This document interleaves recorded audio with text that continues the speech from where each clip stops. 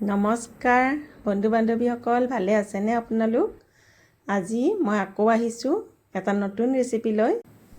নৰসিংহৰ পাতেৰে অমিতাৰ তৰকাৰী কেতিয়াবা বনাই চাইছেনে বাৰু? খুবেই টেষ্টি হয়। মই বনাইছিলোঁ। মই এনেকৈ অমিতাখিনি সৰু সৰুকৈ কুটি লৈছোঁ। আৰু লাগিব এয়া মজলীয়া ধৰণৰ পিঁয়াজ এটা, আদা, তেজপাত, দুটা জলকীয়া, জিৰা গুড়ি, ধনিয়া গুড়ি আৰু এয়া জালুকৰ গুড়ি, লগতে এয়া হৈছে নৰসিংহ পাত। অমিতাখিনি মই কুকাৰত সিজাই ল'ম। ইয়াতে মই নিমখ আৰু এগিলাচ পানী দি দুটা হুইচেল আহিবলৈ দিম। এইখিনি মই আপোনালোকক নেদেখুৱাওঁ, গোটেইখিনি দেখুৱাব গ'লে বহুত দীঘলীয়া হৈ যায়। এতিয়া মই মাছ দুপিচ এইদৰে ভাজি লৈছোঁ।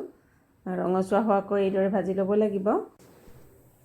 এতিয়া মই এই মাছখিনি কাঢ়ি ল'ম আৰু এইটো কেৰাহীতে মই বহাই দিম। এয়া তেল গৰম হৈয়ে আছে। মই আদা আৰু পিঁয়াজখিনি মই মিক্সিত মাৰি লৈছিলোঁ, সেইখিনি মই দিলোঁ। এতিয়া ৰঙচুৱা হোৱাকৈ মই অলপ সময় এইখিনি ভাজি ল'ম। অমিতাৰ ঔষধি গুণ বহুত আছে আৰু পেটৰ কাৰণেও খুব ভাল। আৰু অমিতা যদি আপুনি ৰেগুলাৰ খায়, পেট সদায় চাফা হৈ থাকে। গতিকে অমিতাটো পাৰিলে খাবই লাগে। এতিয়া মই ইয়াতে তেজপাত খিলাও দি দিলোঁ আৰু জলকীয়া দুটাও দি দিলোঁ। এতিয়া হেতাৰে অলপ ভালদৰে লৰাই দিম। আৰু ইয়াত মই চেনি আধা চামুচ দিছোঁ। চেনি যদি আপোনালোকে বেয়া পায় নিদিলেও কথা নাই। চেনিটো দিলে অলপ জ্বলা মিঠা লাগে, সেইকাৰণে দিওঁ। আৰু ইয়াত মই ধনিয়া গুড়ি, জিৰা গুড়ি আৰু জালুকৰ গুড়িখিনি দিলোঁ। জালুকৰ গুড়িয়ে অমিতাৰ তৰকাৰীখন আৰু টেষ্টি কৰি তোলে, সেইকাৰণে মই জালুকৰ গুড়ি দিছোঁ। গতিকে আপুনিও জালুকৰ গুড়িটো দিবই। যদি গোটা জালুক থাকে অলপ থেতেলিয়াই দিব। আৰু জালুকৰ গুড়িয়ে ৰংটোও ধুনীয়া কৰে। এতিয়া মই অকণমান হালধি দিছোঁ। হালধি যাতে বেছি নহয় চাব। ইয়াত মই এয়া নৰসিংহৰ পাতকেইখিলাও দিলোঁ। এতিয়া হেতাৰে মই আৰু অলপ সময় লৰাই দি এয়া হৈছেই। ইয়াতে মই এতিয়া অমিতা সিজাই থৈছিলোঁ যে, সেইখিনি মই ইয়াত এতিয়া ঢালি দিম। এতিয়া মোৰ বেছি সময় নালাগে আৰু, কাৰণ অমিতাখিনি সিজিয়ে আছে। প্ৰায় আৰু 3 মিনিটমানত এইখন হৈয়ে যাব। এতিয়া এইখিনি মই আৰু অলপ সময় ভালদৰে লৰাই দি প্ৰায় 1-1.5 মিনিটৰ বাবে মই এখন ঢাকোন দিম।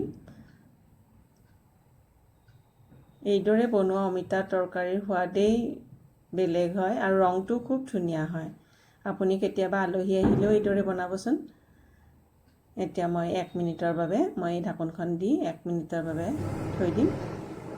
আৰু 1 মিনিট পিছত দেখিছেনে খুব ধুনীয়াকৈ লাগিছে।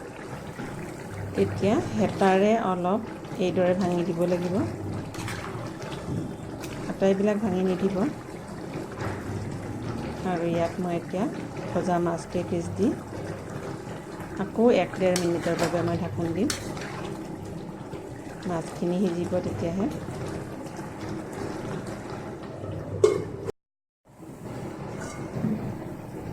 এয়া 1 মিনিট হৈ গ'ল।